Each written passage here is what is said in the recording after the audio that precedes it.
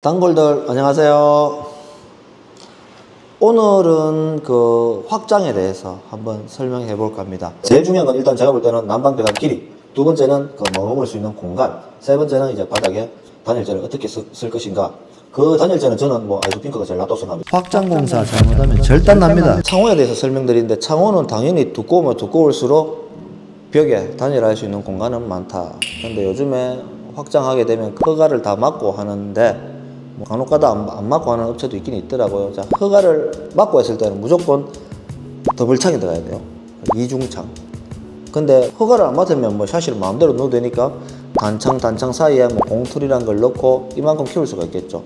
보통 LX에서 나오는 뷰 프레임 같은 경우에는 140mm인데 140 중간에 100mm의 공틀을 넣으면은 280에 380mm. 자, 줄자를 가져오겠습니다. 380mm, 자 38cm의 창호가 이만큼 두꺼워지죠. 그러면 보통 콘크리트 위에 샤시를 얹히기 때문에 그게 잡아먹는 게 보면 보통 한 100에서 120? 예, 많아봐야 140. 요 정도만 이제 콘크리트 위에 얹히겠죠. 나머지 공간은 다 단열할 수 있는 공간이다. 이만큼. 단열할 수 있는 공간이 되게 많아서 확실히 따뜻하겠죠. 근데 우리가 허가 기준에 보면 단창으로 인정되기 때문에 이게 허가가 안 나더라고요. 더블창을 써야 되기 때문에 확장 허가 맡을 때는 보통 제작창, LX에서 나오는 일반 뷰 프레임 쓰게 되면 외창 기준 250mm인데 이거를 썼을 때, 자 아까 제가 말씀드렸던 게 100에서 많게는 140까지 콘크리트에 얹히죠. 이렇게. 그러면 단열할 수 있는 공간은 요만큼이다. 아까보다 38cm 이만큼. 당연히 단열을 적게 들어갈 수밖에 없어요. 이거는 뭐 더 할 수가 없죠. LX에서 나오는 가장 하이엔드 베젤리스라고 있는데 그게 285mm 요만큼이죠. 그래도 단열할 수 있는 공간은 이것밖에 안 돼요.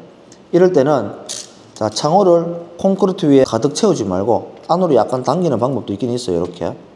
자 이렇게 당기면 콘크리트다. 콘크리트. 자 140. 우리가 140 보면 여기 데스리, 난간대가 보통 있거든요. 난간대가 있으면 방충망이 움직여야 되기 때문에 난간대에 바싹 붙일 수가 없다고. 그러면 보통 안으로 한 2cm 정도 넣죠. 샤시를. 그리고 한 2cm 넣고 난 뒤에 실리콘을 이렇게 사선으로 닦았을 때 물 고일 틈이 없죠. 물이 바로 흘러내리게. 이게 아주 좋아요. 이게 또 나가버리면 나갈 수 있는 공간이 있다 해서 나가버려도 안 돼요. 이 콘크리트보다 창호가 절대 나가면 안 됩니다. 물이 고이는 공간이 많으면 많을수록 실리콘은 당연히 유통기한이 짧아질 수밖에 없습니다. 아까는 이렇게 실리콘을 닦으면 비가 바로 흘러내리겠지만, 자 창호가 안으로 당기게 되면 이렇게 들어가겠죠. 이만큼.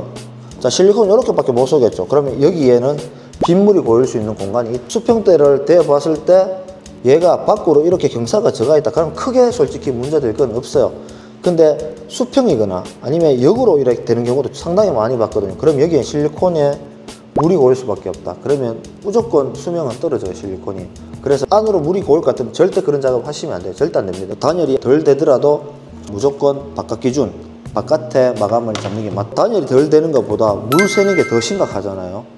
이 실리콘이 평생 가진 않겠지만 LX에서 나오는 실리콘 쏘면은 뭐 10년은 간다, 20년은 간다 하겠지만 그거는 집집마다 다르고 환경마다 다르기 때문에 장담할 수 없는 겁니다.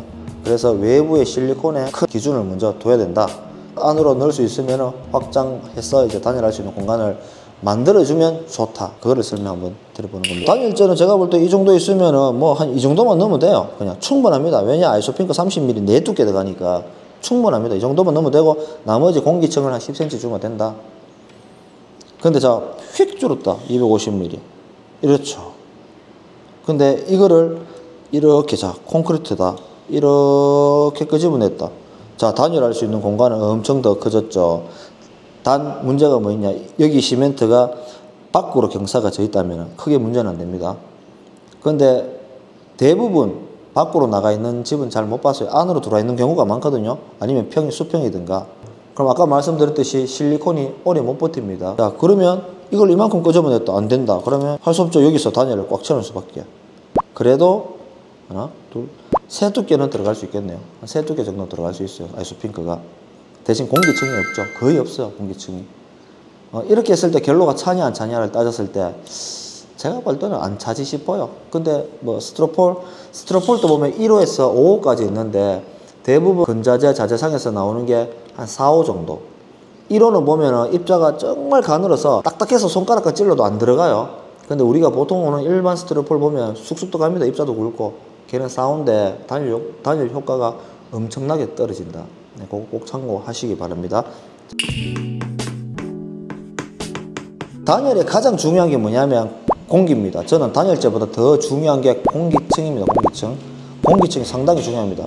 우리가 예전에 유리 보면은 방에 있을 때 아주 뭐 한 40년 전 물이 줄줄 흘러내리죠, 겨울에. 왜냐하면 중간에 공기층이 없기 때문에. 요새는 복층유리, 그래서 유리와 유리 사이에 공기가 들어가죠. 그 공기가 몇 미리에 들어가냐에 따라 등급도 매겨지고, 그런데 제일 작은 게 공기가 6mm, 10mm, 12mm, 뭐 14mm 이런 식으로 막 들어가게 되는데 그 공기 때문에 이제 밖에 있는 찬 기운과 안에 있는 따뜻한 기운을 중화시켜 준다는 거죠. 그래서 결로도 안 생기고 단열이 된다는 거죠. 자, 샤시는 이 정도에서 마치고, 그 다음에 벽체 마감에서 한번 설명드려볼게요. 이 벽체는 마감이 창호보다 1cm 들어가는 게 가장 좋다.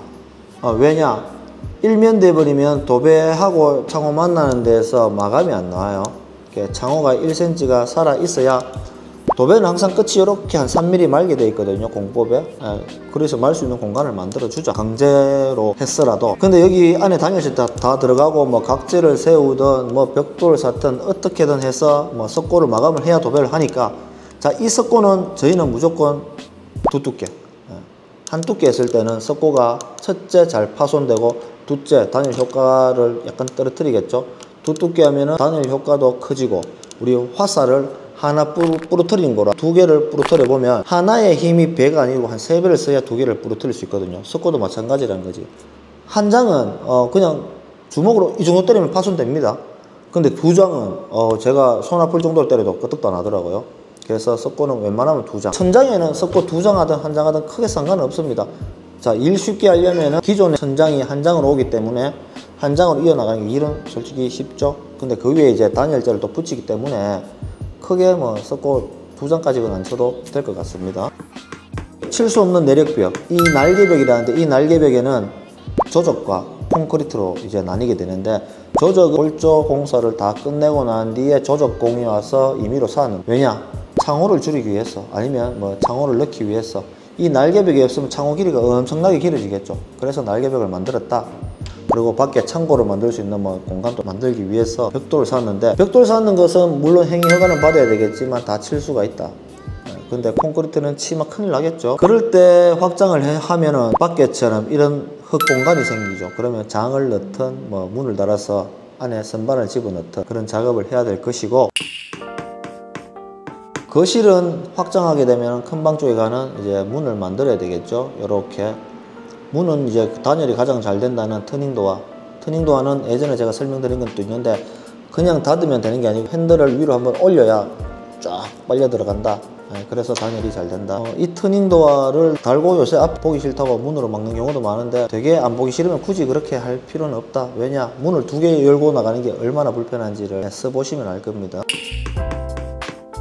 아래층과 위층 사이에는 무조건 콘크리트 매트가 존재할 수밖에 없죠. 이게 없으면 밑에 집이 보이는데, 그 위에 단열재를 깔고 그 위에 기포를 치고 난방 배관을 깔고 빵통을 친다.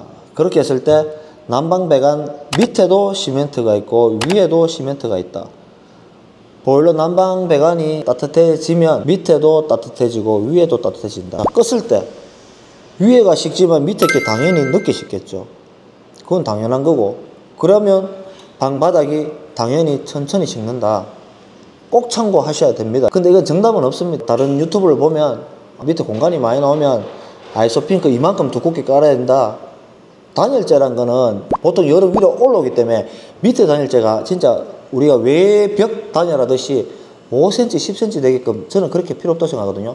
차라리 우리가 열을 머금을 수 있는 공간을 만드는 게 더 중요하다. 저는 그게 포인트입니다. 아는 설명은 다 못 드렸지만 카메라 앞에 서면은 생각하고 있던 게 다 기억나진 않거든요. 지금 아는 선에서는 뭐 설명을 거의 다 드린 것 같고, 다음에 혹시 부족한 부분이 있으면 한 번 더 찍도록 하겠습니다. 그러면 오늘은 이만 끝!